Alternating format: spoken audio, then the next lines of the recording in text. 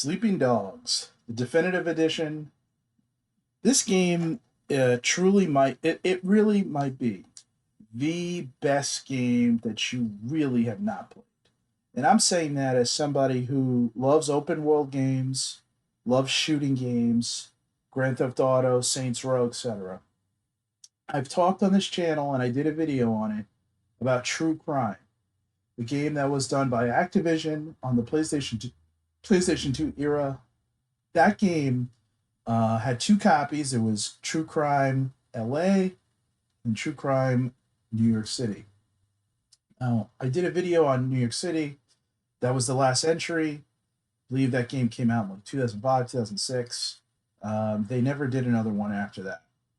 Now, there has been a lot of talk about why hasn't that game returned? Now, Activision actually doesn't have the title to it anymore, and we're going to get into the lineage here and why Sleeping Dogs is a true successor, or was a true successor, and hopefully it's not the last we see of this great series. So let's get into it. So ScreenRant.com reported on this last year. They talked about how Sleeping Dogs was at one point intended to be the next entry in the True Crime series. The franchise had encompassed two games, True Crime Streets of LA, True Crime New York City, and was a rather blatant GTA clone. Now, I beg to differ a little bit on it, but regardless. Though it featured a central gimmick of satellite image-based city recreations rather than planned for True Crime from the start, Sleeping Dogs was simply retrofitted into a franchise shifting to another publisher entirely. So what would eventually become Sleeping Dogs started as a game concept called Black Lotus. Who pitched the concept is not entirely clear. A 2010 GameStar report suggests it was Triarch, the studio now best known for Call of Duty, but a 2012 IGN interview with Sleeping Dogs developer United Front Games suggested it originally came from that studio instead. Regardless, this concept was pitched to Activision as an open-world action title similar to, in style, to famous Hong Kong action films. The reason Black Lotus was passed over has never been officially confirmed, but the aforementioned Gamestra investigation alleged the original concept was deemed unworkable by Activision. It had a female lead character. Activision later denied this, inspired by Lucy Liu. However, given the concept bore superficial similarities to Grand Theft Auto style open world crime title, it was reworked to fit into the True Crime series, according to Gamestra, with a male lead. Even after this conceptual rework, True Crime Hong Kong never became a finished product. It was being developed by the now defunct United Front Games, but was canceled in February 2011. Then CEO of Activision Publishing Eric Hirschberg said at the time, okay. So skipping ahead in the article, essentially what happened was, so Activision lost the rights. Square Enix bought the rights to the True Crime Hong Kong game or title and series. Of course, it was not called True Crime. The company gave it a new title called Sleeping Dogs and launched the game in 2012. So, a couple of things. You probably noticed in the video that I am a character, and I'm going to replay it here. I look a little bit like the Hitman character. Well, that's because Square Enix is the company that develops the Hitman series. Now, what they did was in this game, they actually allowed you, there's different costumes and clothes that you could unlock. I actually was able to unlock the Hitman character's clothes. So that's why I look like Hitman in this game. So you could basically play looking like Hitman throughout the entire game, which is pretty cool. And the premise of this game is that you're an undercover detective in fictional Hong Kong, and you have to infiltrate a crime family because you grew up with a couple of guys who are in this gang, and what you're doing is you're getting their loyalty so that you can bust out the whole family. In the meantime, you basically live a double life. As you can see on the map, um, there's all these activities available. There's a couple of stores, but it's mainly activities on the map. So you can help random people. You can uh, you can do main missions. You can do side missions, and the coolest part of the game, I think, are the cop missions. So there's drug busts, which are basically all over the city. There's gangs who are in the middle of a drug deal, and you basically go in and bust up the drug deal. And if you can complete it, you get points. And then there's actual cop missions where, because you're a detective, you'll go to the cop mission, and it might be that there's a riot, it might be that there was a robbery, it might be any kind of different thing, and you have to go either on your own or with other policemen to stop the crime essentially. Now, this is not being a vigilante. This is actually you playing as a police officer. So if you wanted to, in theory, you could play this game, not really do a lot of the main missions and just do the cop missions. Now, as you'll see later in the game, the cop missions progress a little bit with the story. So I do think that they're worthwhile. All right.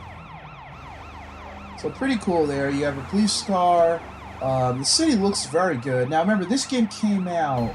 I believe this was originally released in the PS4, Xbox One generation. So, is there a little bit of upscaling? I'm playing this on my Xbox Series X. It's not on Game Pass. I got this off the Microsoft Store. A little bit. So here's a cop mission. So in this cop mission, there's some guys in the alleyway that I have to help them to bust. I think in this first go around, I end up getting beat up a little bit because I honestly didn't remember how to play the game. Now, a couple of things about this game we'll talk about. Number one, I love this game, but if I will say off the bat, if you're playing this game, if you're playing it simply for if you're looking for heavy gunplay, in the early part of this game, now I've progressed. I don't know what percentage of the game I've completed, but I'm still kind of getting through. I just basically got through the first general part of the city, and I'm on to the second part. Now, in the first part, guns are very limited. You are not, I repeat, you are not going to get a lot of gunplay. You see, I died here. But then you can just restart the mission, which is pretty cool. So you're not going to get a lot of gunplay. Guns are hard to find, extremely hard to find. So, yeah, you're literally I found that there's a couple of locations through just going online that I found where a gun is stored. But in general, the only way to get a gun in the first part of the game that I've seen is if the police are coming after you because you've committed a crime and you could somehow overtake a cop, take the gun, and then run away. That's how you can get a gun. But it's very hard to do that, and it's hard to find weapons. Now, in the second part of the city, which is like the downtown, and I guess I'm spoiling a little bit of the story, but I get called in with the guy who's kind of my boss to meet with the head of the whole crime family. He sends me off to work with somebody. Now, when he does that, they give me a gun for my first mission with this guy. I also noticed the first cop mission in that downtown fancier area that I'm living in now. The first cop mission, I'm basically like a SWAT team member going in to break up a shootout that the police are struggling with. And they give me a gun also. So, and you'll see that a little bit later in the video. So, I guess there's a little bit of progression with regard to the weapon options, but overall, this game wants you to use hand-to-hand combat. They're not trying to be Grand Theft Auto with the weapons. They really focus on using martial arts, and that is a heavy part of this game. So much so that you even train and fight. And if you remember True Crime, True Crime had good gunplay, but they wanted you to fight also. They didn't want you to just shoot up the place all the time. They wanted you to use gunplay. To use hand-to-hand combat. Now, again, you're in an open world. I think this open world has more activities than Grand Theft Auto. I'll say that right off the bat. I think the activities and the options here are plentiful.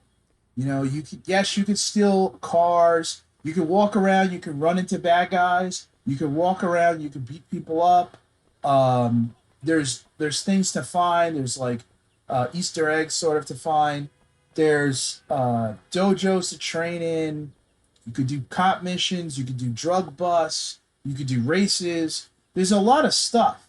So this game, you know, it has depth in replayability because of all the different things that are in the game. See here, I'm going in now. I'm just driving around. I saw this little like this drug bust thing. So my attempt here, I didn't want to get out and take on all these guys with their knives, so I tried just running them over. I this is kind of the fun of the game, right? It's loose. I mean, you could go in if you want to. If this is going to be your tactic, this can be your tactic. Like you could just go in and just try to ram them with your car. I would suggest if you can using a vehicle to attack a drug bust because you know sometimes you can get overrun. Um, you know the combat system in this game is pretty good, but there are times when it can be difficult to fight. There are times when if you miss a counter, like you'll notice when an enemy is fighting you, when they light up red, that's the game telling you that they're about to do a move on you. If you hit the in on my Xbox controller, it's the Y button. On PlayStation, it's probably triangle. You see, I died because I really was a little rusty here. And when you die, you wake up in a local medical facility. They do take money from you. You see, it costs me about 3,000 Hong Kong dollars or whatever. And that's going to happen every time you die. You're going to wake up in one of these medical facilities. So when they turn red, that's the trigger to use the counter and counter strike. When they're not turning red, that's when you can attack them. But it's a lot easier to hit them with a car than it is to try to fight them straight up, especially when there's 3 or 4 guys. So the game, you know, it's use the environment as best you can. And you can see on the map all the items on there. A lot of these things, again, are missions, side missions. You know, this game, again, you are an undercover cop, so you could spend half the time doing legitimate police work, or you could spend the other time just going through the missions. It's really up to you, however you want to play. So you can see that right side of the map is where you start. The top part of the map, even though the whole map is open, the top part of the map is where I progress to.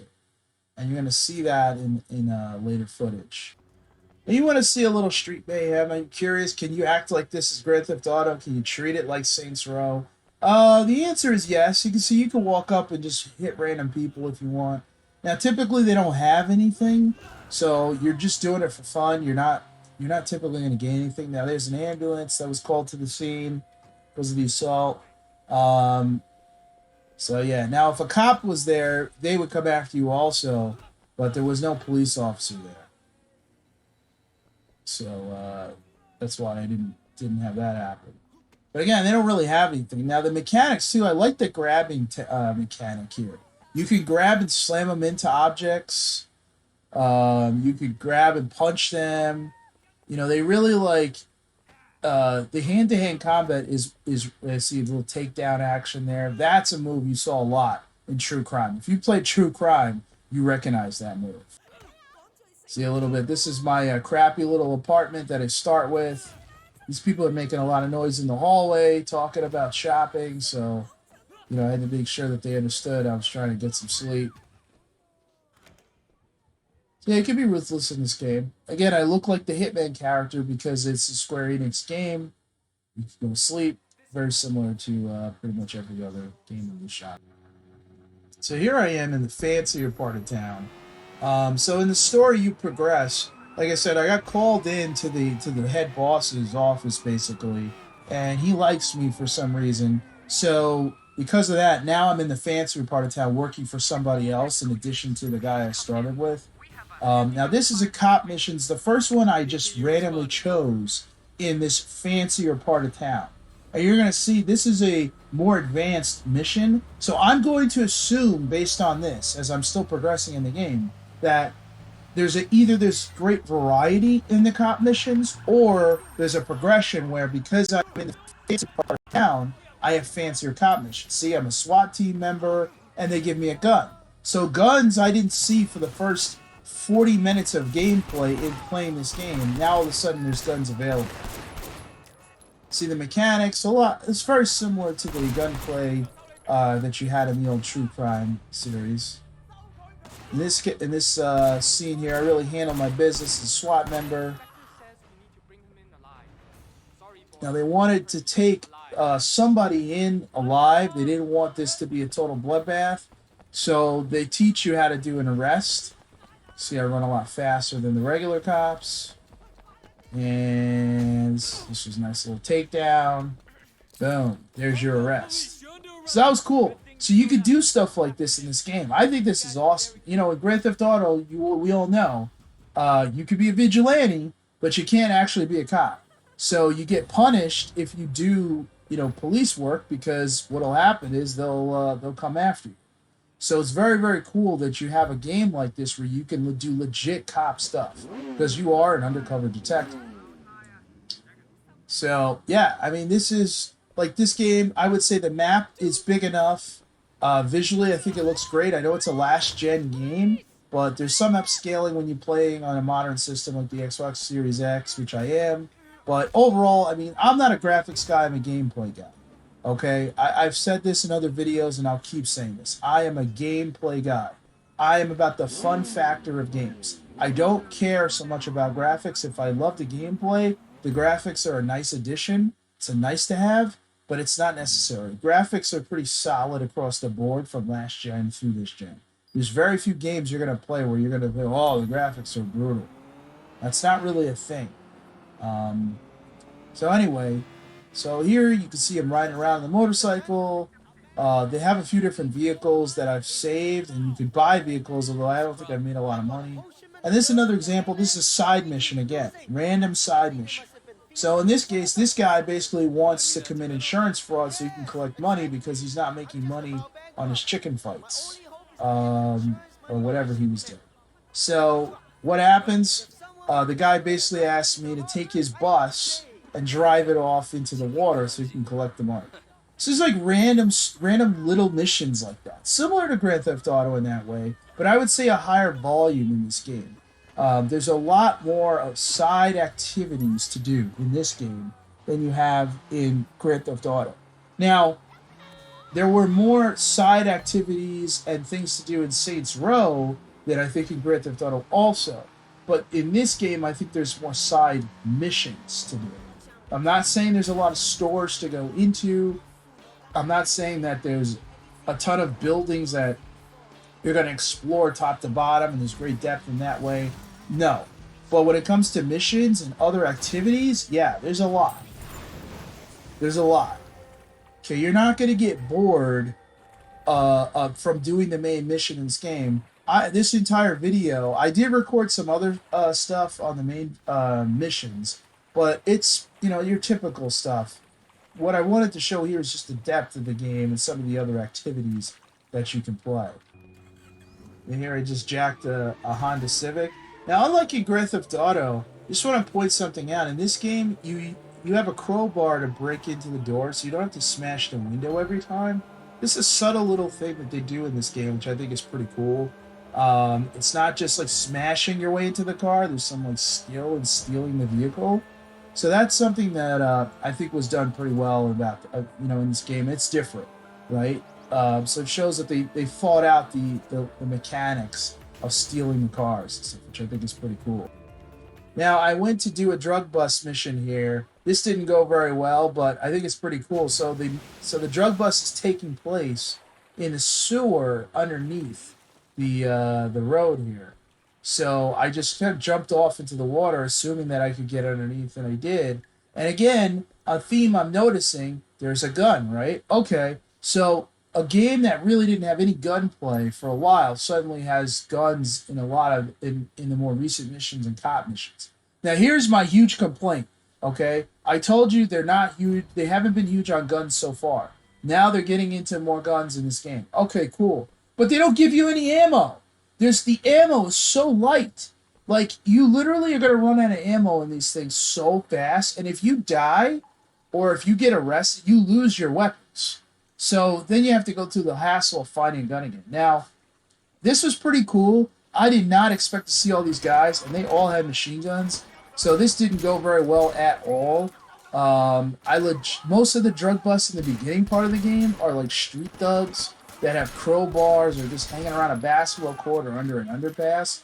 These guys are all in suits, and they all have like AK-47s. As you can see, I get torn up here, completely overmatched. But again, it was a cool mission, and it was a cool concept, and it was nice that have some more gunplay in this game. So yeah, then again, you see I recover they send me to a medical facility.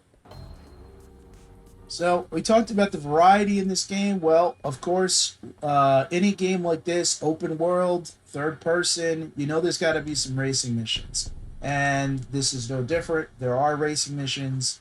I don't do a ton of them in this game or in any games, honestly, but they're fun enough. It's a good way to break up the gameplay.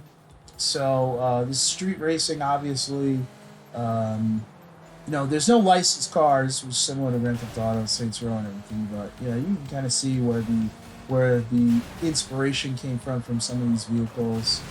The racing missions are not that difficult, to be honest. If you just kind of steady-handed with racing games, I think you'll be all right. If you ever played Forza or Gran Turismo or even Mario Kart, I think you'll be okay in doing these missions and finishing in the top two. Honestly, it's the computer's not great at these missions, but it's fun. It's still fun to do racing. Driving around the city and stuff. It's cool. It's a good way to explore the map a little bit, get a feel for the streets, and good practice when you're getting chased by the cops.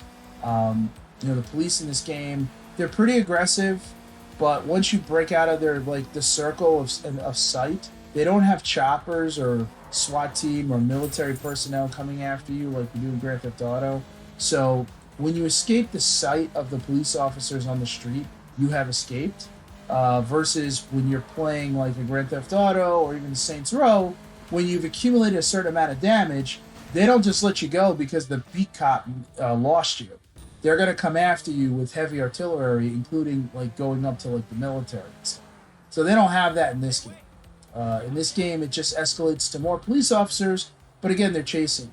Now, you might be wondering, what am I doing here? Well, earlier in the game, I was told that if I saw any of these trucks, I needed to try to hijack them because this company stopped paying protection money to our gang or to the crime family.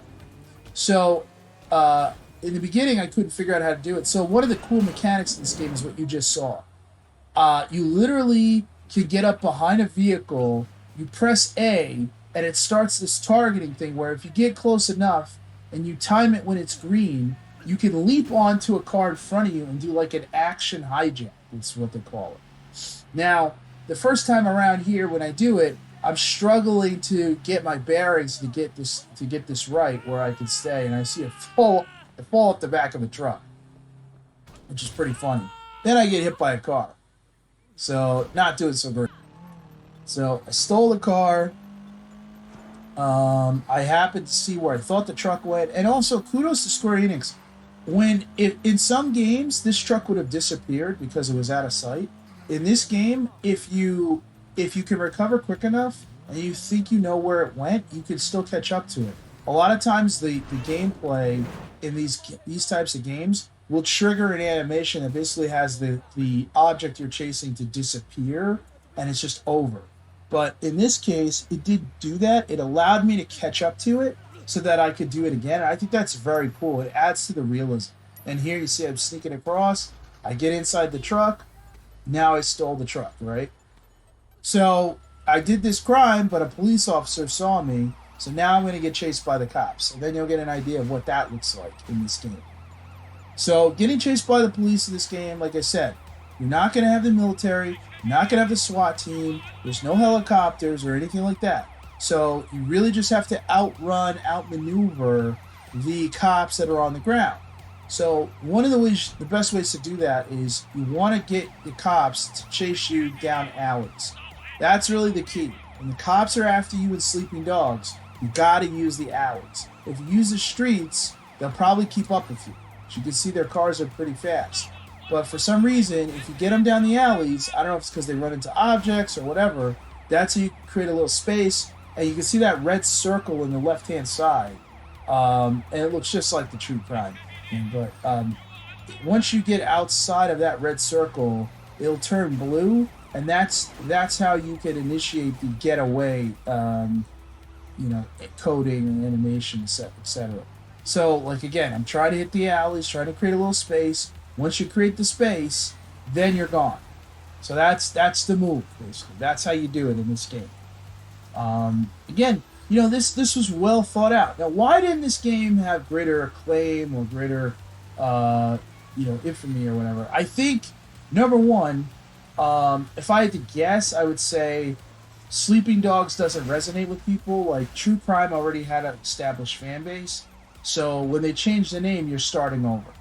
Number two, Saints Row, Saints Row is number 2 to Grand Theft Auto in this genre. So for Square Enix, they were really starting over by putting out this game because they're changing the name, but they're also realizing that, okay, GTA is 1, and then number 2 is Saints Row. So you're right off the bat, you're number 3 in this genre before you've even had a chance to publish it. It's set in another country.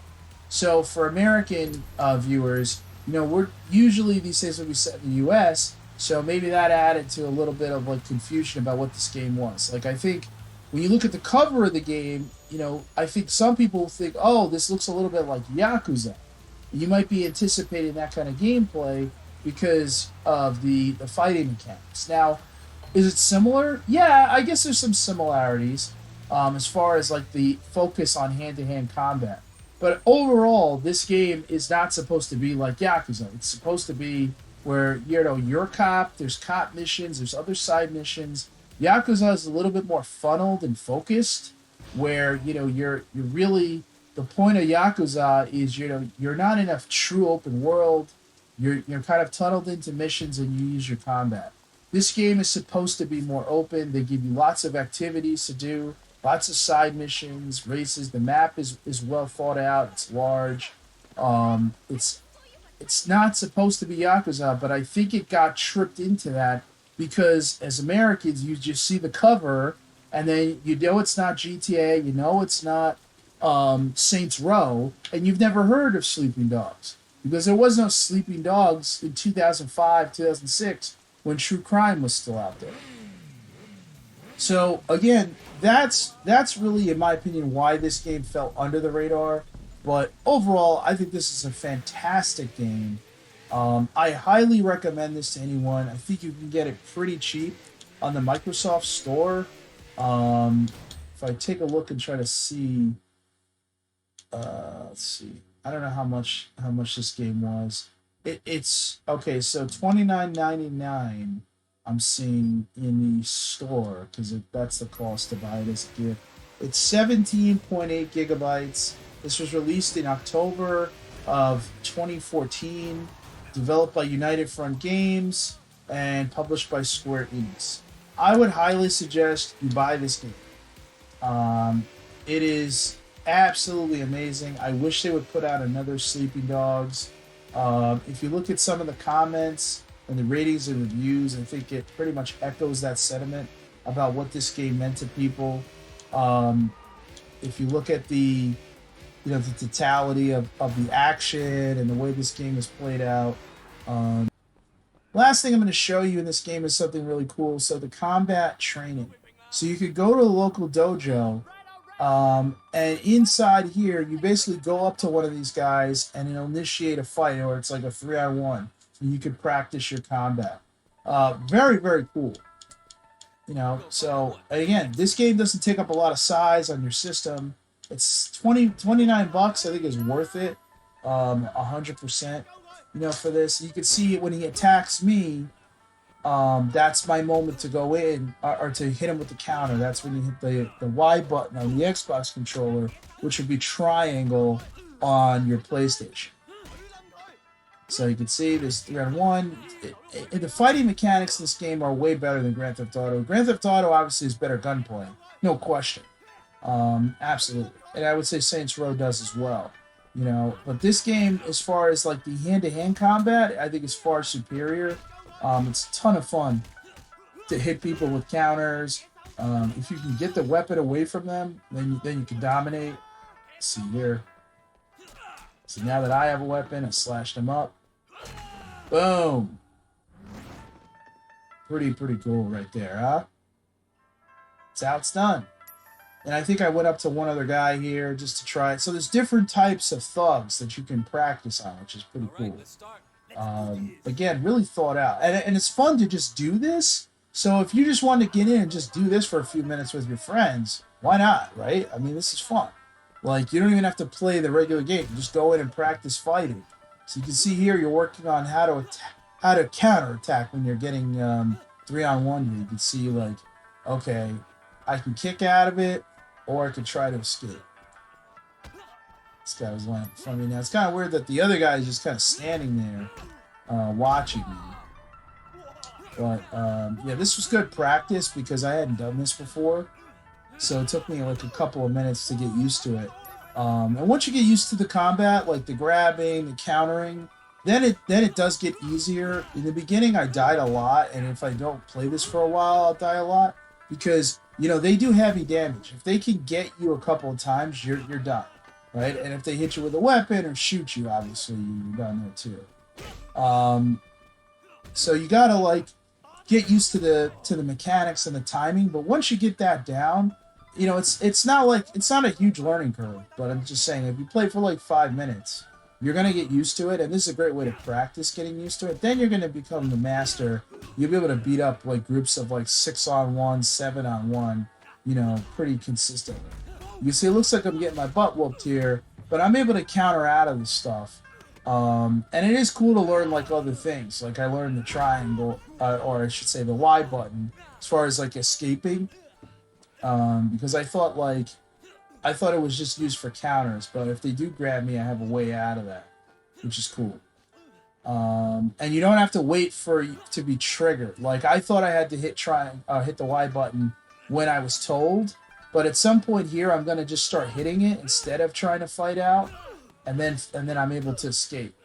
See, that guy is hurt, so I try to take advantage and knock him out permanently.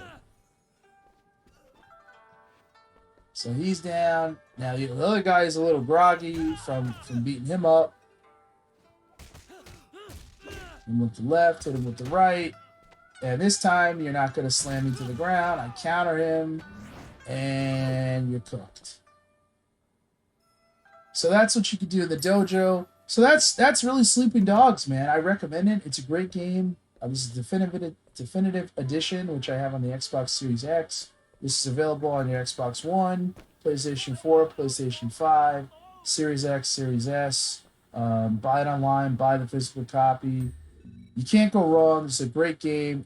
It should have been a great series. I'm hoping they reboot, do another one.